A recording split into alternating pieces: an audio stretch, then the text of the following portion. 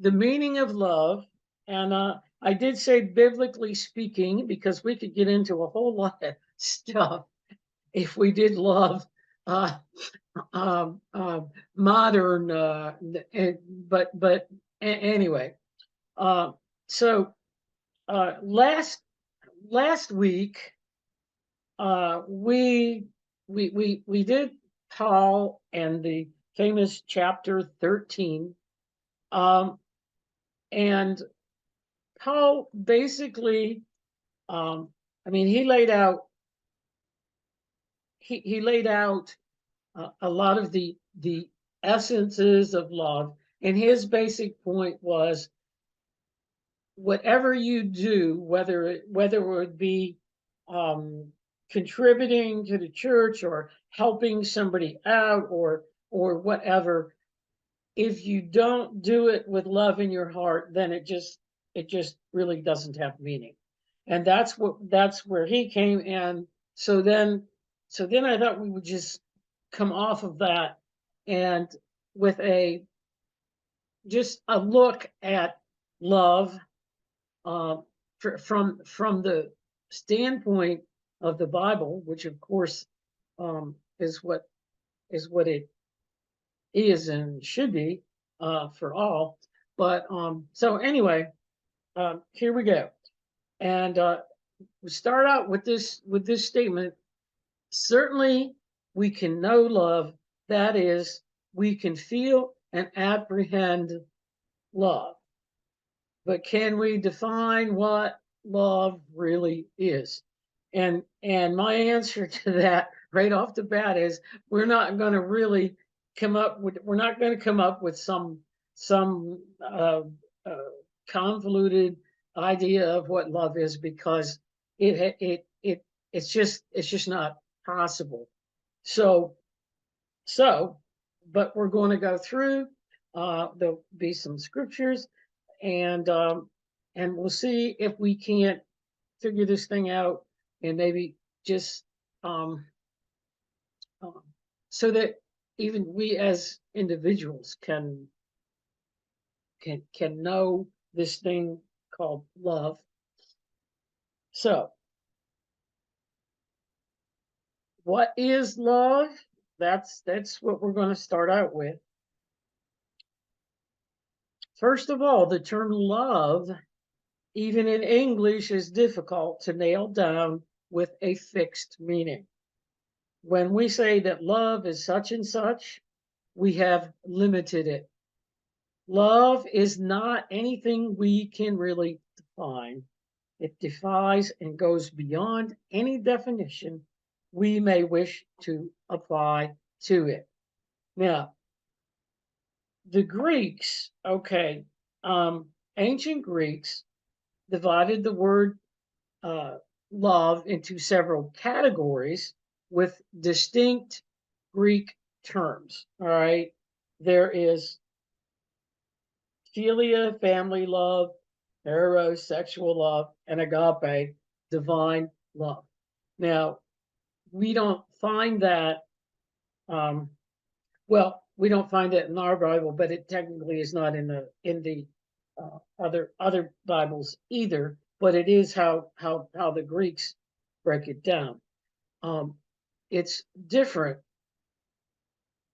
Okay, in Aramaic, there are there's two words that are used for love, and basically they are used interchangeably, and it depends. Actually, it depended on the context of things and what Dr. Lamsa uh, felt when he was translating. So the two words, the first word is huba, and okay. Now let's do the basic thing about the Aramaic language. The Aramaic language back in the ancient classic Aramaic, uh, every word, there were only about 500 words total. Every word, each word had several different meanings.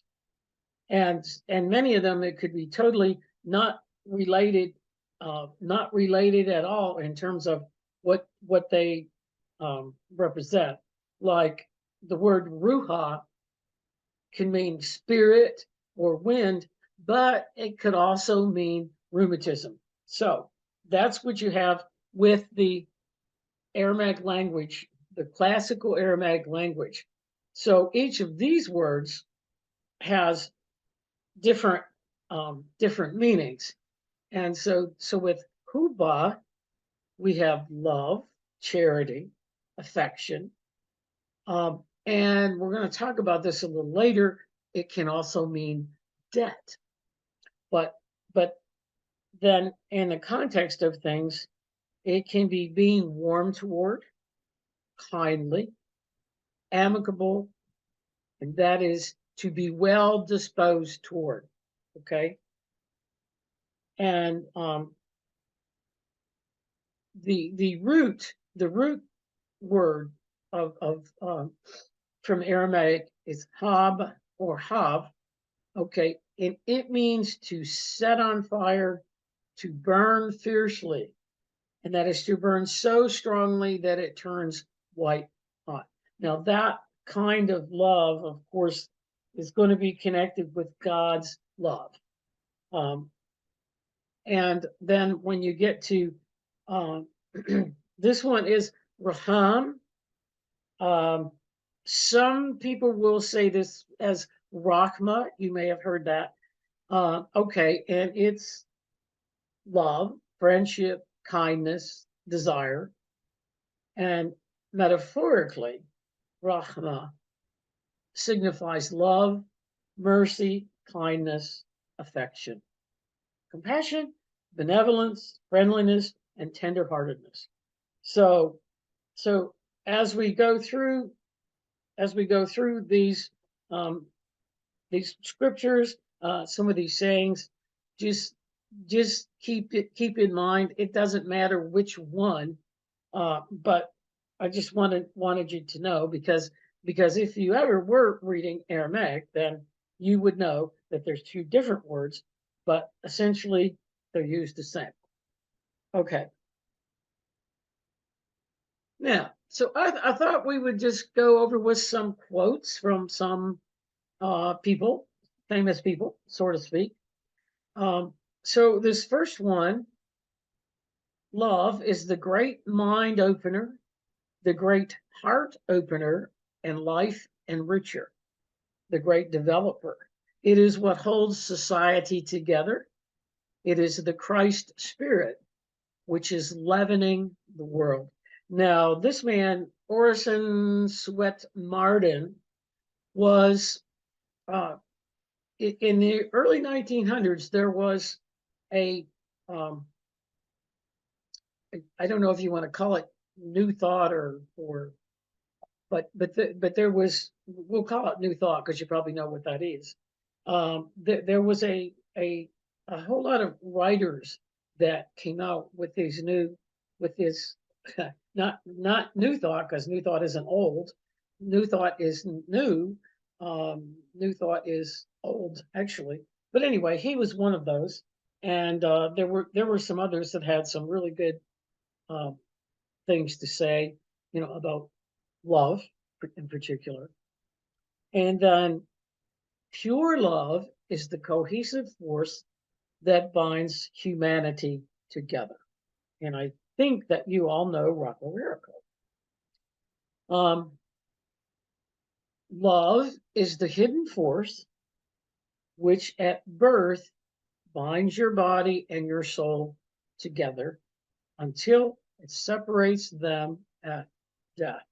Now, and if you think about this, um, and we'll talk a little bit about this later, but when you're born and the breath goes into you, that breath is God. And because remember, God is love and God is spirit. So and we of course are all made in the image and likeness of God. So we are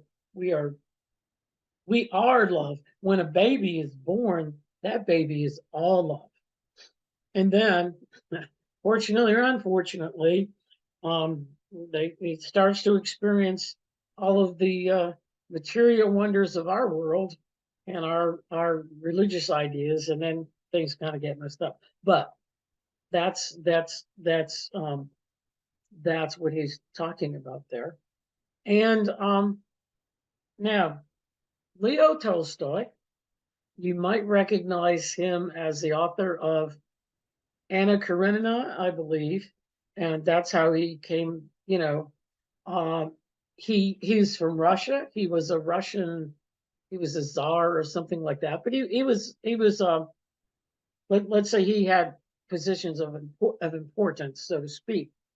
But he um, he learned about Jesus and his teachings, and uh, and he literally did a turnaround. Uh, he was expelled from the Russian church and all that kind of stuff.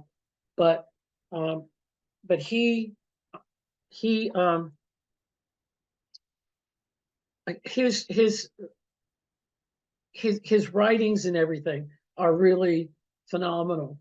Um, when especially when I never knew I'm not even sure I read Anna Karenina. I knew who Tolstoy was, but I didn't know anything about this until I got met Dr. Errico.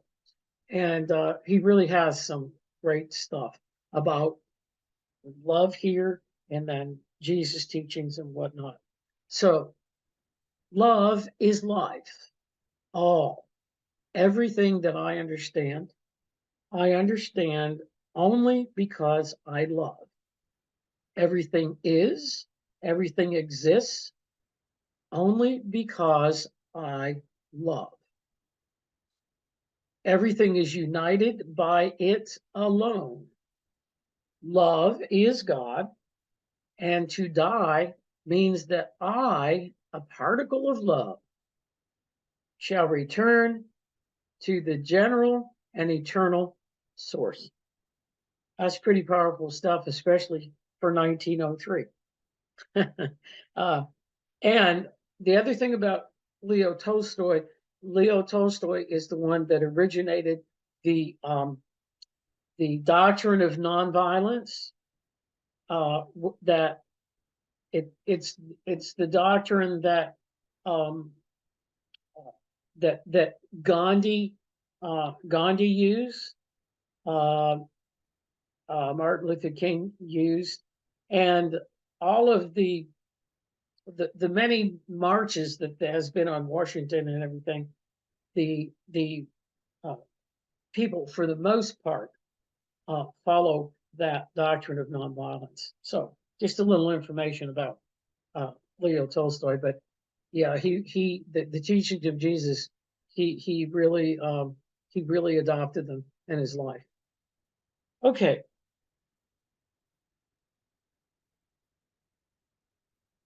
so some more on what love. Okay, love is a bonding force, not only between you and your loved ones, but between you and all individuals.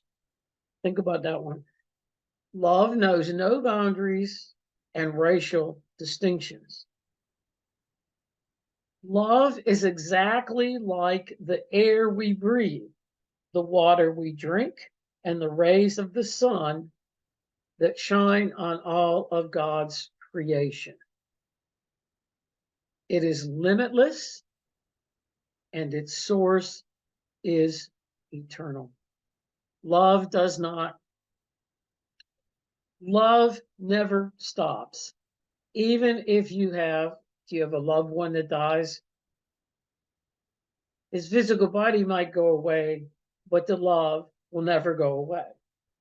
The love, the love stays, whether it's this side or the other side or whatever, but love never dies.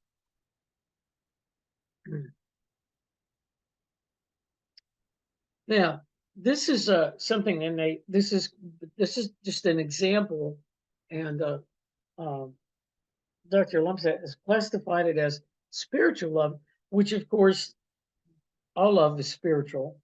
You can't see it, you can feel it, but it's spiritual.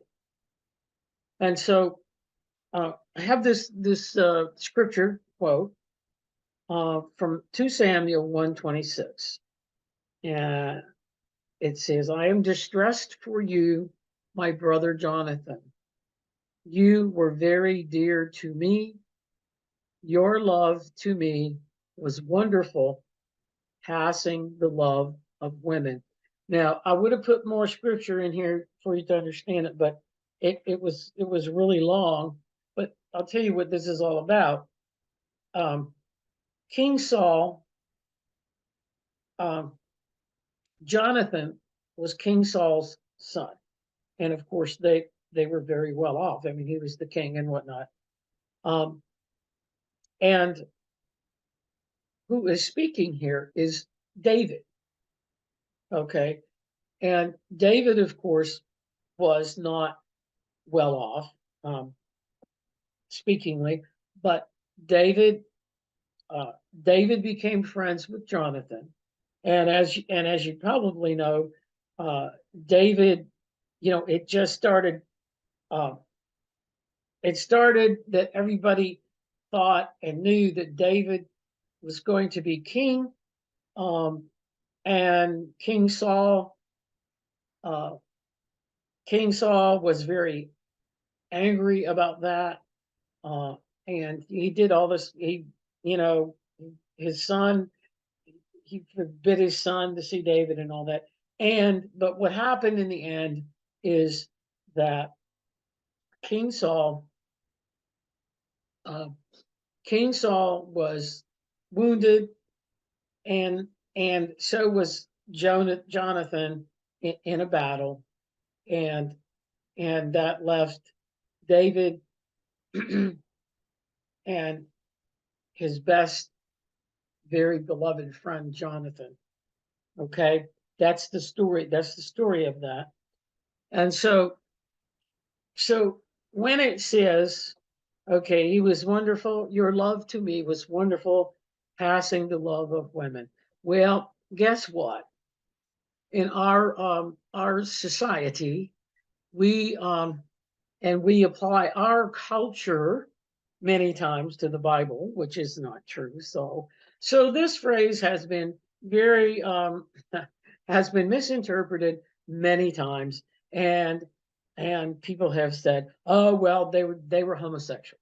Now that's our world, okay? So I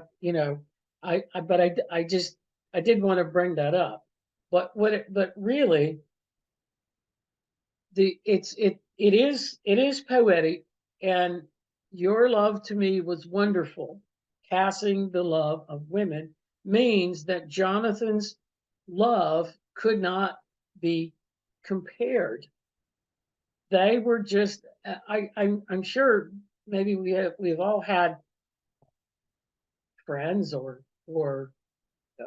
even, I don't know, whatever, that we just jived, I guess, and we just deeply loved each other. And that's what this was. So David was speaking of the strong bond and love that Jonathan had for him, because Jonathan fought for David a lot against his father. So Jonathan, and this is the kind of love that we're going to talk about later. Jonathan was willing to die for the sake of his brother-in-law. Even Jesus referred to this kind of love when he said, "There is no greater love than this, that a man lay down his life for the sake of his friends." So that's a real spiritual love. That's a real strong um, uh, love. Now, and I had to put this in here, what love is not. And so we have to keep this in. Love is not a sentiment It's not romanticism, and it's not dependent on whatever situation or whatnot, because remember, love is universal. It's limited. It's not limited, um, and so we just have to be careful of that, especially in our society, because that's what we believe love is, and um, I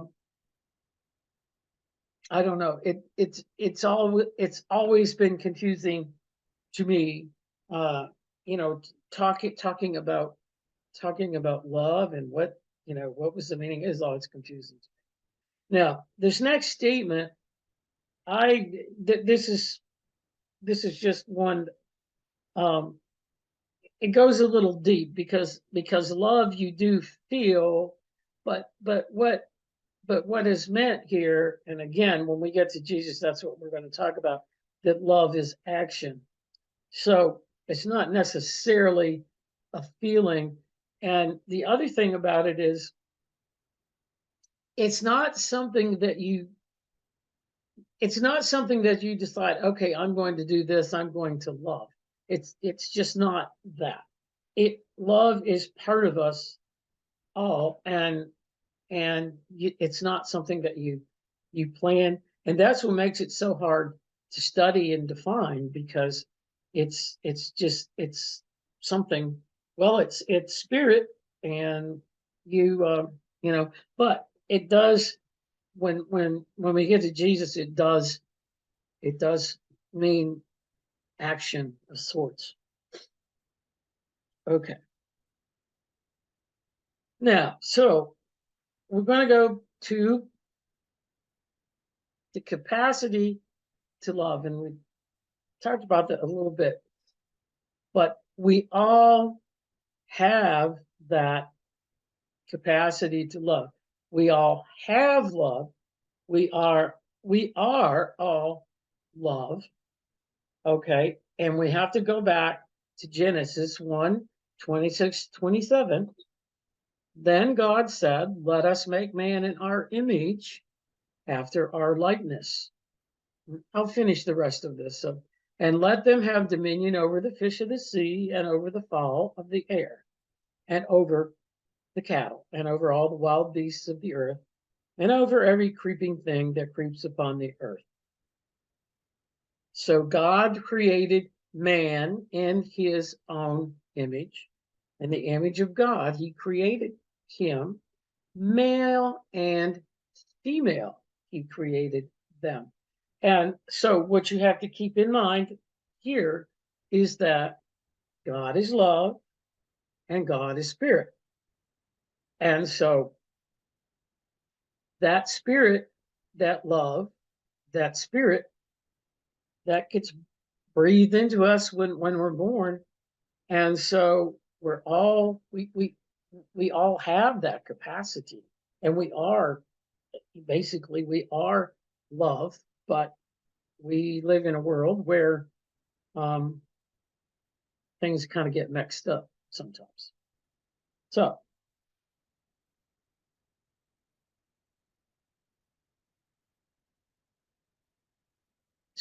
so then we're gonna talk about, okay. Remember the two commandments that Jesus said, the two most important commandments: love God and love your neighbor.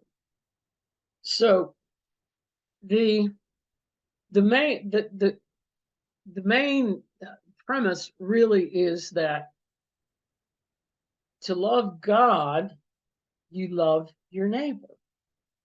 Now, that may or may not make sense, but to love God the way that it's put in the Bible, um, um, throughout, well, many times, is that, let me read this. Okay. And this, and by this we know that we love the children of God when we love God and keep his commandments. For this is the love of God, that we keep his commandments, and his commandments are not difficult. So the premise, starting from the Old Testament and even through, is that to love God, you keep his commandments. And even and it's the same way with Christianity and Jesus. To love Jesus, you keep his commandments. Now, I find, I sort of find that a little harsh, but when we move along here, then it sort of will make sense. Um, and we go to 1 John again. We love God because he first loved us. If a man says, I love God, and yet hates his brother, he is a liar. For he who does not love his brother whom he has seen, how can he love God whom he has not seen? And this commandment we have received from him, that he who loves God ought to love his brother also. So it is all tied into one, because in the commandments and obeying the commandments, that just sounds kind of, but um, but when you realize that the two commandments of Jesus was love your neighbor and love God, so it doesn't seem so harsh then, that that love God and love your neighbor is not really harsh. And like we said before, love God and love your neighbor. We if we really did that, we wouldn't need, we could throw away all the rest of the commandments. You just wouldn't need them. So that's, so I thought we needed to talk about loving God, but and basically, that's that's the standard written. Keep his commandments, and that's how you love God. But so now we're going to go to love your neighbor. Now, most most people believe and think that Jesus is the one who came up with these love God and love your neighbor. And they are the two commandments that he pointed out. However, go back to Leviticus 19:18, and it says, you shall not bear any enmity against the children of your own people, but you shall love your neighbor as yourself. I am the Lord.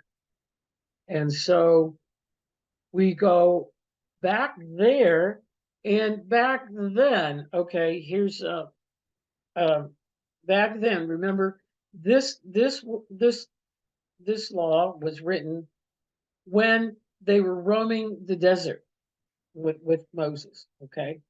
And the only um and so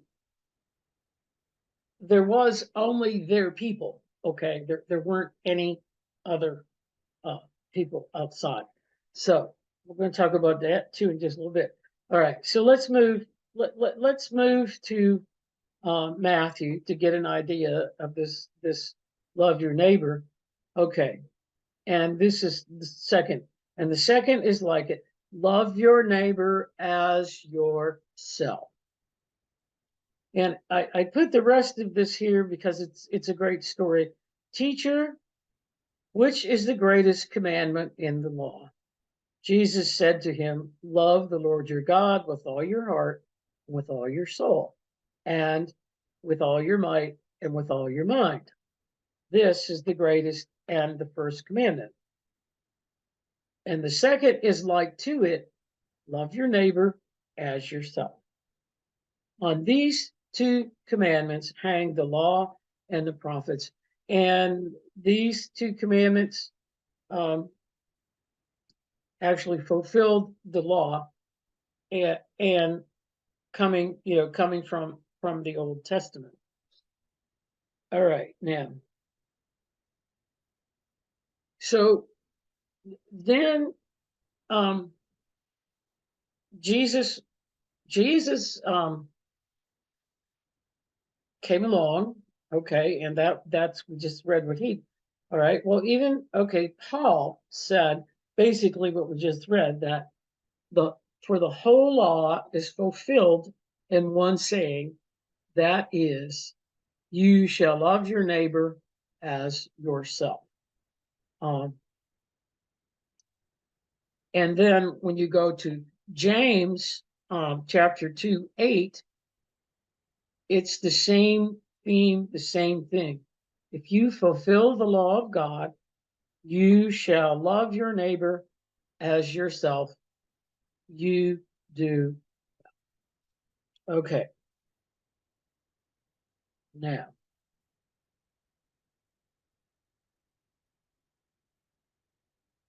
All right, so we have a problem with this word, uh, with this idea of neighbor.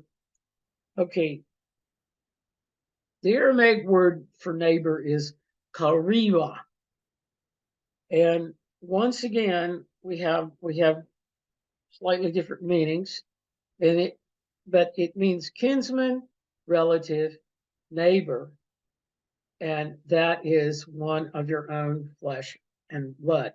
Now, the thing about this is, remember, the love your neighbor started out when they were in the desert, and uh, and they were to love. They were all basically kinsmen. They were to love their neighbors as themselves. However, as you will see here, um, some of the Jewish scribes and elders probably believed that these admonitions were limited to the Jews only. Therefore, they concluded that they could hate those who were not of their race, especially those who were their enemies. And then many tribal people, this is where it all, many tribal people against whom the Jews fought, such as the Moabites, Ammonites, and Edomites, were their kin. These were all members of the same race and spoke the same language. So that it started back then, um, but there's two things.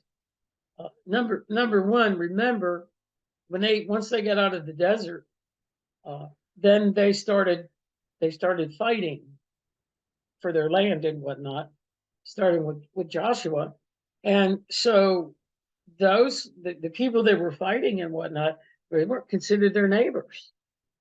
Okay, and and then of course the law itself, um, the law broke down even amongst the Jews, because as you see here, um, the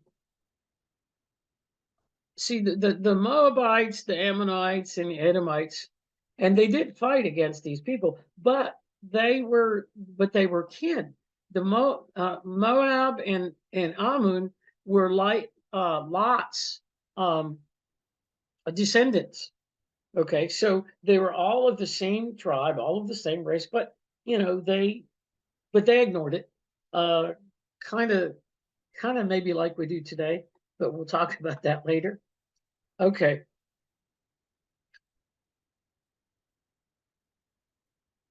All right. The other part of love your neighbor is as yourself. Okay, so we have another Aramaic word, nafsha, meaning yourself, but it also means your life, being, or soul.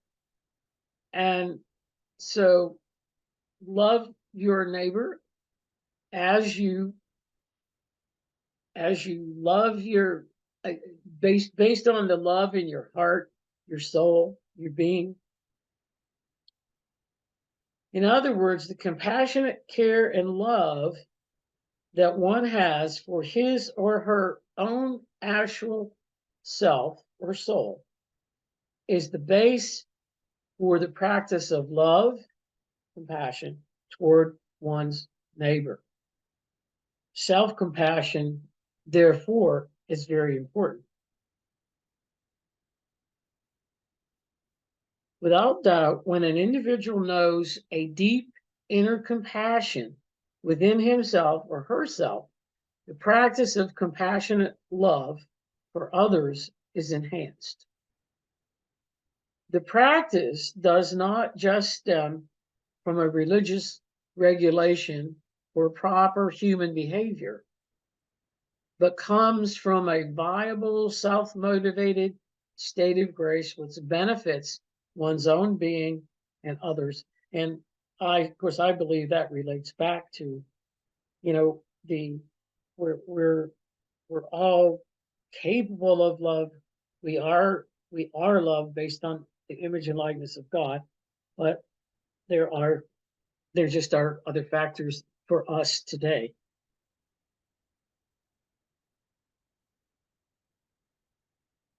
And we affirm the biblical claim that humans are the image and likeness of God when we as individuals come to know the love and compassion that is ours through our natural birthright. Genuine compassion and spirituality are nothing more than a human beings behaving humanely. And I like this idea that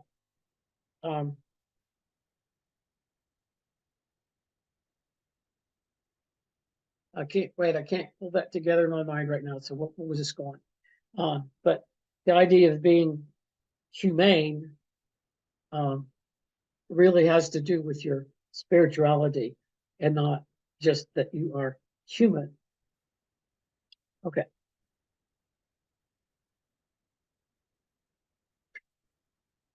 Jesus understood that only love from each individual soul could heal hatreds and resentments. Each individual must look to his, her own heart and find the wellspring of love and spiritual strength that resides within him herself. When we practice this kind of love, we truly find God. And I'll just add on a little more here. And when we truly practice this kind and truly find God, then we will behave that way towards other individuals. We will be able to love other individuals. Okay. All right. So we're going to continue with love next week, but we're going to stop with love your neighbor tonight. And what I'm going to do, let me see here. Okay, I just want to thank you all for your contributions, and then I'm going to. I just put this out here because I'd like to hear your comments on what about this love your neighbor as yourself today, today in our world.